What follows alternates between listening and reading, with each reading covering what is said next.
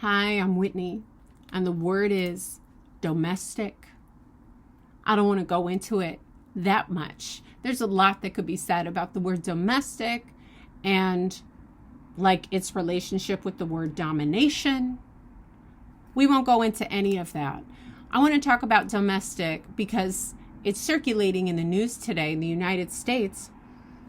Donald Trump and the Trump administration plan to deploy 23,500 military troops domestically beginning as early as April 1st of 2026.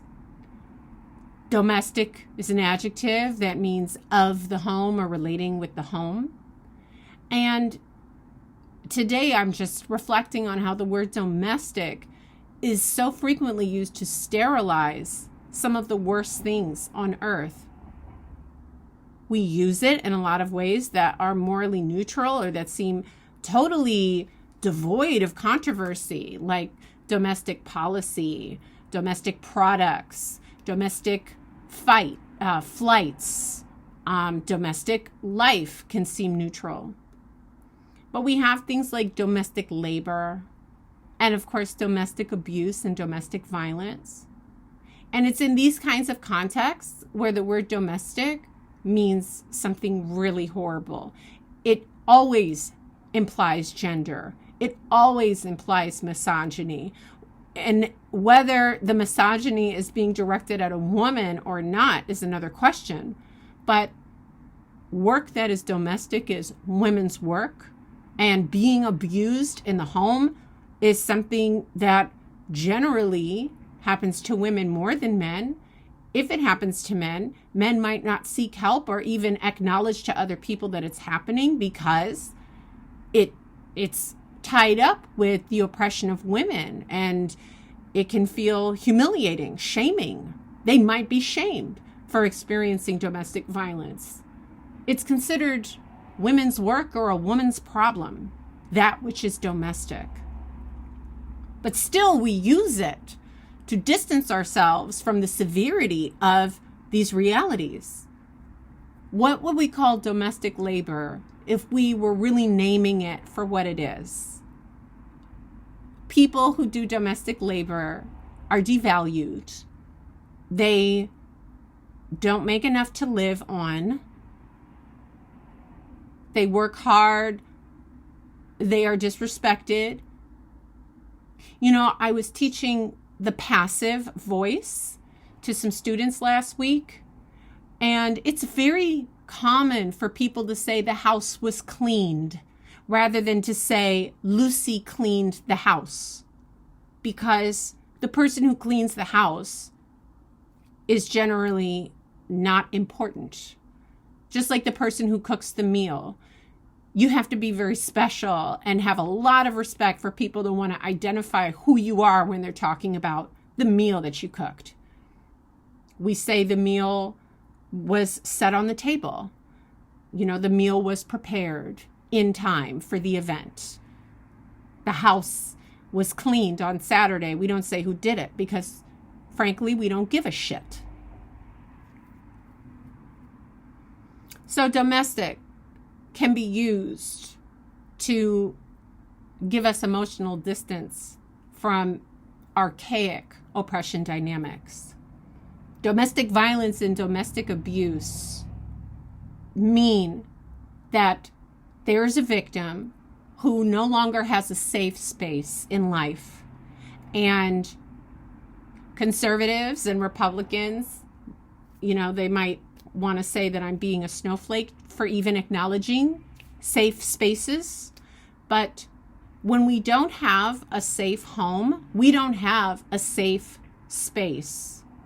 The world and society is not categorically safe. We cannot be ourselves and let our hair down. Even if we make a point of being highly authentic, there are compromises that must be made when we're in public, just to be able to live peaceably with other people. If we cannot be ourselves and experience freedom and relaxation at home, we're probably not experiencing those things in the general sense. Our cognitive function is going to be diminished because of stress. We're going to be experiencing much more fight, flight, and freeze responses. Our health will get worse. Our well-being will be diminished. I mean, and this is true for people who engage in domestic labor as well. There are exceptions, of course. And again, the word domestic itself doesn't have to be vilified, but its use so frequently is meant to help people avoid feeling the emotional realities of these things. Domestic labor. I've got the word slavery in my mind, but I'm not going to go into slavery. I'm not going to go into African American identity and slavery and what it means to not have freedom and safety in your own country. In that vein, I'll save that for another time. But troops have already been deployed in the United States, and many people, along with the people's elected representatives, have been overridden, intimidated, overpowered by the administration. And this military presence makes a lot of people feel unsafe. It is categorically intimidating.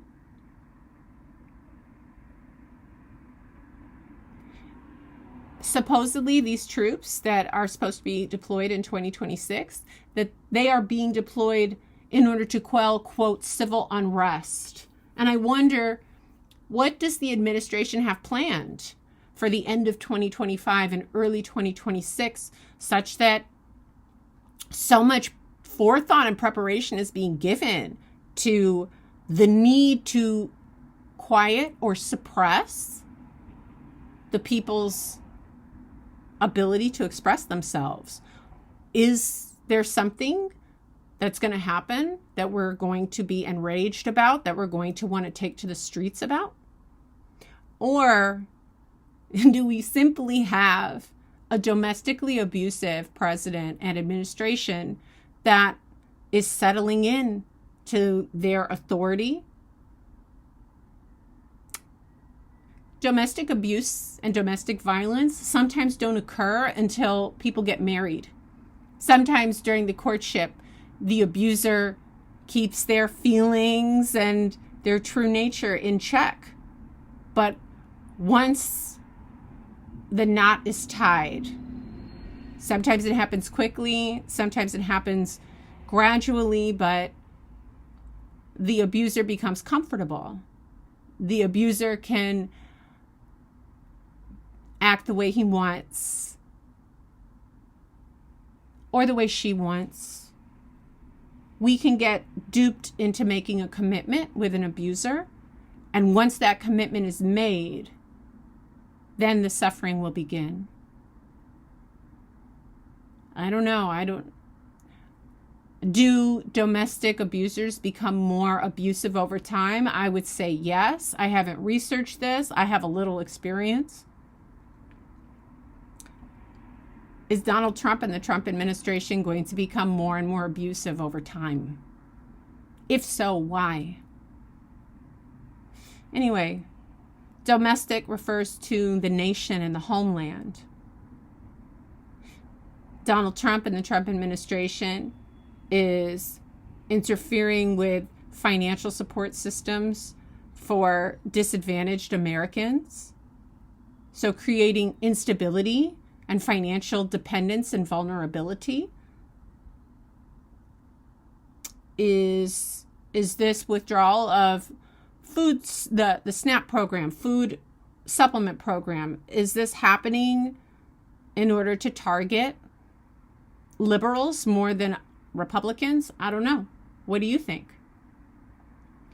And the deployment of these troops, the deployments that have already happened, the deployments that are potentially underway and being stalled in the courts, are these deployments only going to occur in liberal cities? I know Memphis is purple, but yeah, Donald Trump has talked about deploying troops to many liberal cities. My city is one of them that's come out of his mouth. When we hear the word domestic, our ears should perk up. We should pay attention. What is the context of the use of this word? Because sometimes when people use the word domestic, they are talking about ancient forms of manipulation and abuse of power, oppression, dehumanization, and even slavery of people. So, if you hear anything about domestic deployment or domestic trade, pay attention, or else you might miss the meaning behind the words. I just want to mention one more abuse dynamic that this administration is perpetuating. The tariff war is isolating the United States. It's hurting people in the United States. I believe it's going to hurt people more and more, but I'm not a financial advisor. I'm just saying the tariff war is isolating the United States. And one of the primary characteristics of a domestic abuser is that he or she will try to isolate their victim from external supports and communities. They will try to make their victim more financially weak or dependent, or they will strip finances from their victims. There's a lot of things I could say about why Donald Trump and the Trump administration meet the definition of domestic abuser. Anyway, don't be fooled by the use of the word domestic. It's meant to be neutral and to help people sidestep talking about things that are very ugly and graphic. Don't fall for it.